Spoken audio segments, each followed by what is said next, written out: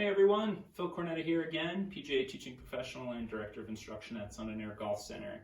And today is about lesson 3 in our stay-at-home lesson series. So today's lesson is going to be focusing on the full swing mechanics. Okay, I want to cover what it's like to create a proper takeaway position, how to create a connection between the body, the arms, and the club, what some proper positioning is supposed to be. So before we get into the takeaway and a couple simple drills that you can do right here at home, I want to define the backswing. And I think it's important that we discuss this and kind of go over what the 4 key positions or 4 key stages are in the backswing. It'll just make it a little easier as we work through this lesson series and go through the progression of each of those positions and stages. So let's get started. So your address position is position 1. And we touched on posture and how important posture is in relation to setting up the proper platform for the golf swing. So remember those key fundamentals and remember that your address position is position 1. And then from here, once we reach the first parallel, that's when the shaft reaches parallel to the ground. Now we're in position 2, or what we nickname P2.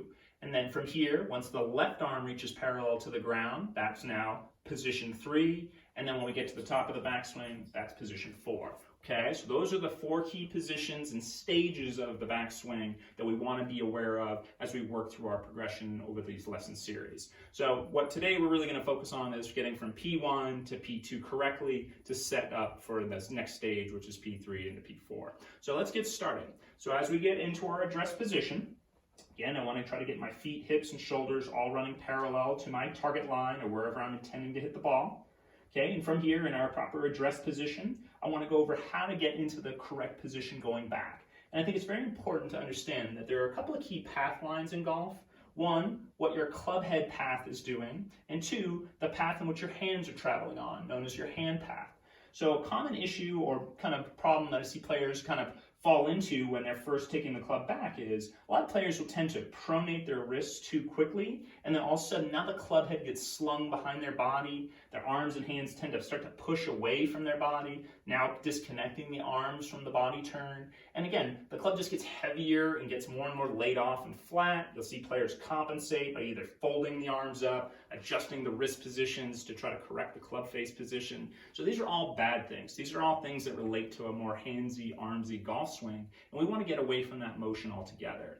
The more that you base your swing on timing, where you're just doing a flip of the hands or a flip of the club head at impact, the more inconsistent the motion's going to be. The more you're just relying on face angle rotation instead of proper body rotation, using these proper big muscles in the swing to create a little bit more of a quiet position for the club face as it rotates through the impact zone. So keep that in mind. Use these bigger muscles in the golf swing. Get away from those armsy, handsy positions that tend to lead to a lot of face angle rotation at impact. Okay, so to get into our drill, how do we get away from this handsy motion, getting the club behind us? And so all you're going to need is a couple of simple household items. One is going to be a golf towel. So I grab my golf towel from my golf bag, and the other one's just going to be a shopping bag. Something simple from the supermarket should do, something that can just freely stand on its own.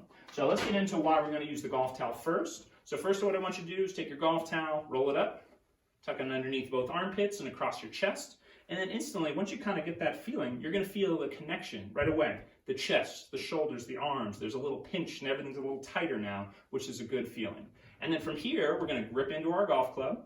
And when I get set up from this face-on perspective, you can see that there's this little imaginary triangle between my shoulders and arms. I want you to use that triangle. I want you to maintain that triangle as you take the club back. You want to feel like the triangle stays intact, at least until your hands pass your right thigh for a right-handed player. So you want to get that feeling that the triangle is staying intact.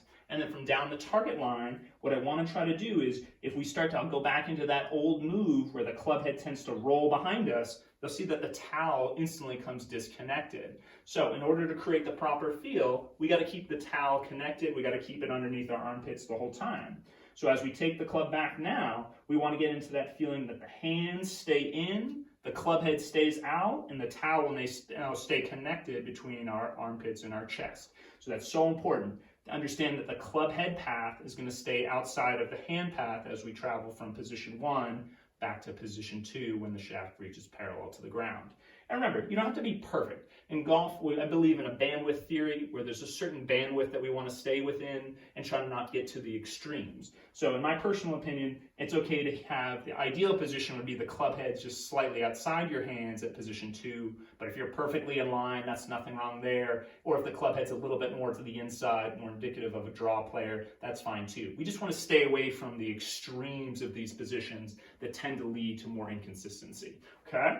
So as you take the club back, remember that the hands will stay in, the club head path will stay outside of the hand path, so that when we line up at P2, we want to feel just a subtle bend in the right elbow, the left arm should be nice and straight, and we should really feel this nice connection between the chest, the shoulders, and the arms. And so another simple drill that you can do is, we'll take this little shopping bag, and what I want you to do is set this on the ground. You're going to set it right up in line with your toe line. Your club head now will be on the outside of that actual bag. We're going to take the towel, reconnect underneath the armpits, and then when you go back, you want to feel like the club head avoids the actual shopping bag. So if my toe line's in line with the initial bag, or the one line of the bag, and my club head's on the other, as you take the club back, you want to feel like those hands stay in, the club head stays out, the towel is connected. And a couple of unique things to notice. One, we're feeling this more one-piece feel to the takeaway. I'm initially starting my pivot too. So remember, I'm not completing the pivot. I'm just initially starting to rotate that right hip. And this allows me to create the connection between both the body, the arms, and the club. And that's really what we want in our takeaway. Avoid that handsy motion, get away from pronating those wrists right away. And with this drill, it'll give you some immediate feedback. If your first move is to roll the club in, you're just going to immediately hit the bag. You'll feel the club get heavier as it goes more around your body. And remember, the club's the lightest when it's in a vertical angle. So make sure that you get that feeling that the club's not getting too heavy as you take it back. Okay, so this is a very simple drill to work on how to get from your address position to position 2, which is when the shaft is parallel to the ground. Very simple progression there, something to work on right here at home. And then stay tuned, because in our next couple of lessons, we're going to cover how to get from position 2 up to the top of the top of the backswing, which is position 4. So stay tuned. We have some fun drills to go along with those positions and to help keep that golf swing in a nice, efficient place. So stay tuned. We'll talk to you soon.